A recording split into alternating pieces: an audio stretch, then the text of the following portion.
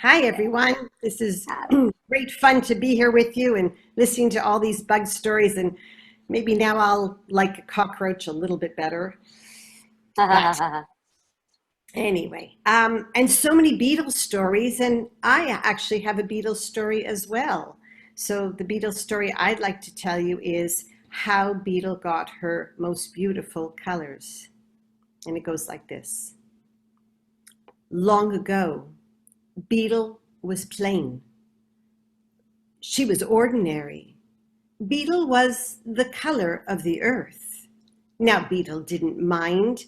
In fact, she really enjoyed walking along the path, and she had to be careful because she was so much like the color of the path.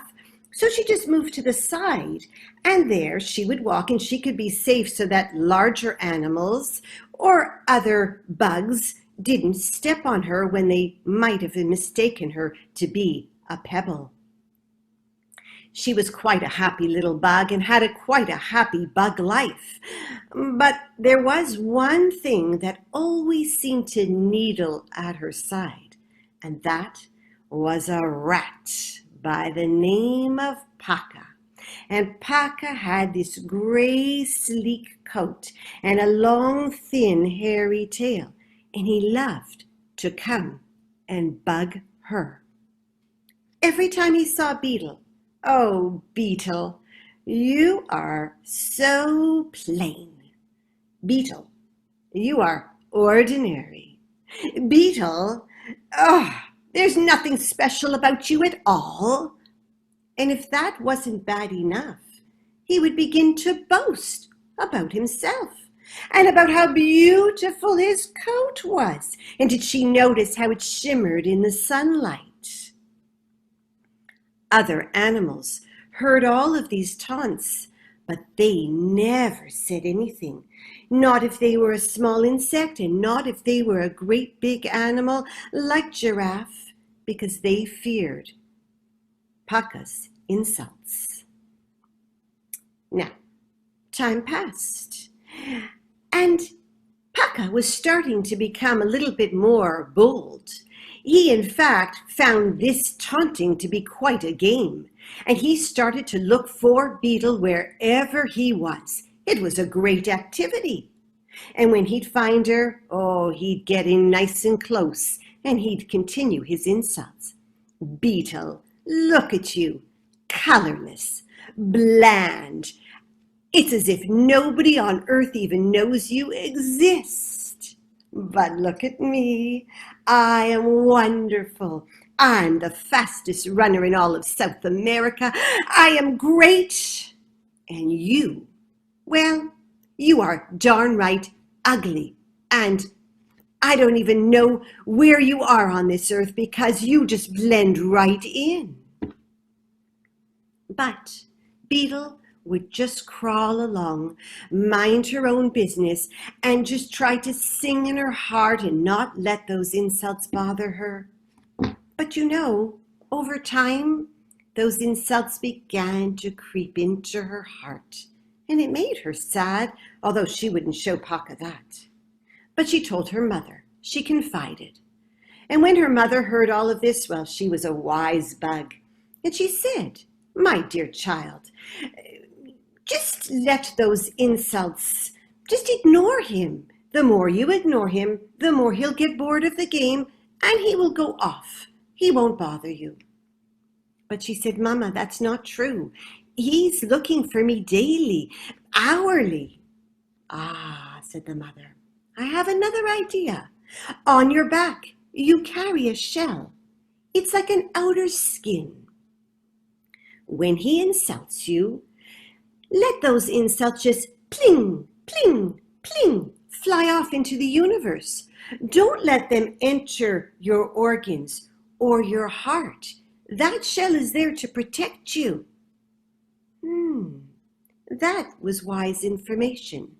And Beetle gave her mama a big bug hug and decided that she would try to use her shell more often. Time passed as time does, and one day Beetle was off crawling on a nice path, and it was very close to a big gray wall. And in that gray wall there was a hole, and suddenly Paka the rat, he came right out, and he shot right up close to Beetle, and with full disdain he looked at her, and he said, "Na na na na na na, you crawl too slowly, you'll never catch me." And then he shot off like Spitfire all the way down the path, and he zipped all the way back until he came back to where Beetle had only crawled about another smidgen. And then he looked at her, and he said, "You see, Beetle, I'm so fast, and you are so slow, and you will never, ever get anywhere in life. You'll never get anywhere in South America, and you'll never get anywhere in this world." And if that wasn't enough, well, he began boasting again about what a fabulous runner he was and how fast he was, and that she couldn't catch him.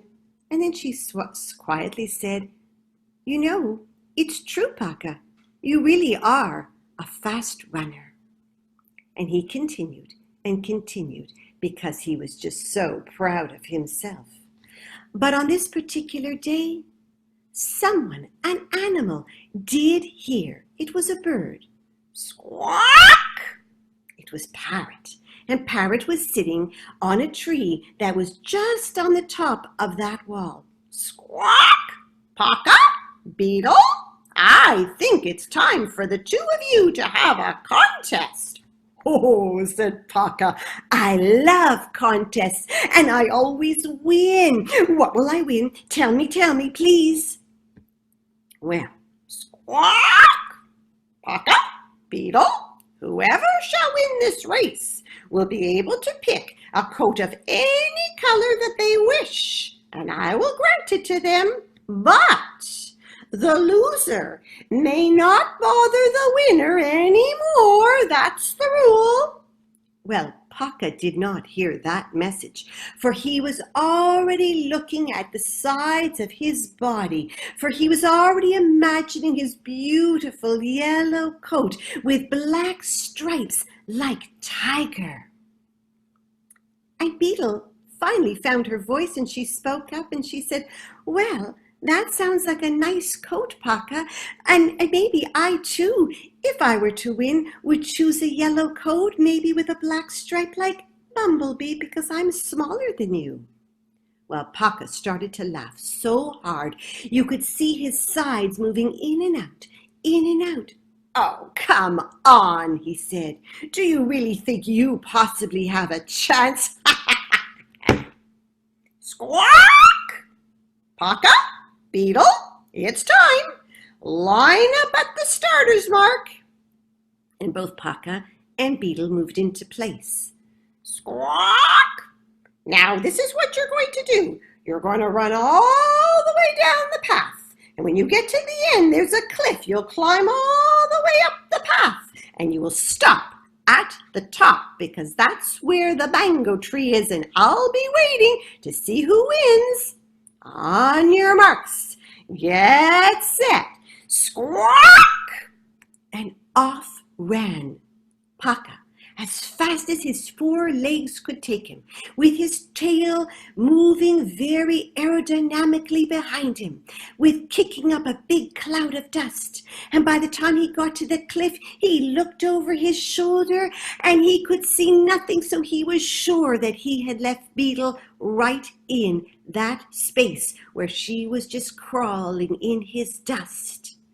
But by the time he got up that cliff and stopped in front of the mango tree and looked up to see Parrot, it was as if he was in a dream, perhaps a nightmare. "Ah, Beetle! Hey, how did you get there so fast?" Beetle was sitting on a branch below the Parrot. "I flew." "You what?" "I flew here." "What do you mean?" "Oh, I see. You cheated. You climbed onto the wing of Parrot, and that's how you got there." "No, Paka. I flew by myself." And she quietly lifted up her shell and revealed 2 very beautiful wings. Under each side they were white and they were lacy. And then she quickly put down her shell, for she did not want to be boastful at all. That was impolite. Oh, you never told me you had wings. Well, Paka, you never asked me. You've never asked me anything about myself. Oh, Paka knew he had been beaten. He took his tail between his legs and he slunk off very quickly and found himself an old dried-out log where he could lick his wounds. Squawk! Beetle, you unfair and square. What color coat would you like? In that moment, Beetle looked up in the mango tree to where Parrot was sitting, and she could see the most beautiful different shades of green on all of the leaves, and she said, "Could I have a coat of many colors of green?"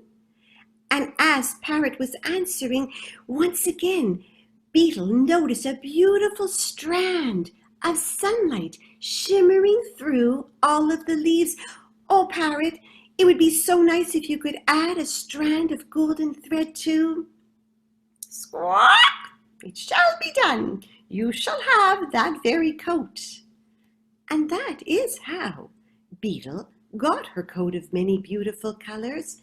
And even today, when people are in South America, sometimes they see what looks like a little gemstone on a table, on a railing, on the ground.